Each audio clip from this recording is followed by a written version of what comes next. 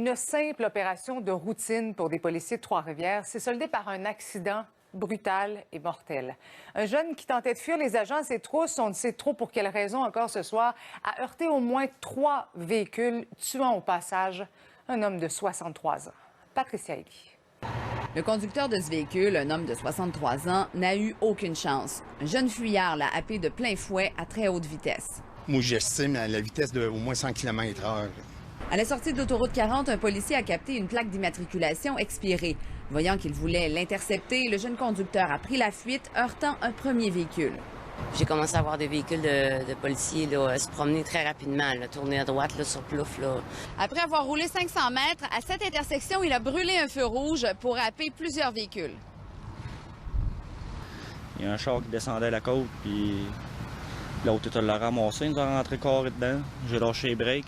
Avec l'impact, mon char il a reculé. Là, j'ai décollé mon char de là parce que le feu était en train de pogner. On a crié 3 en même temps, comme dans les films.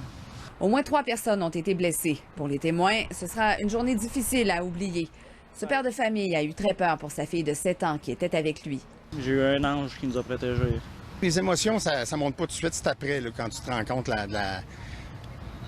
du désastre puis de la réalité de qu'est-ce qui vient de se passer. Midi moins 10, là, on est d'un croisement que le monde s'en va dîner, il rentre pour midi, il y avait un témoin qui était avec moi, il s'en allait chez Rona, tu sais. Puis ils ont tous passé à côté d'une fraction de seconde de leur vie, là.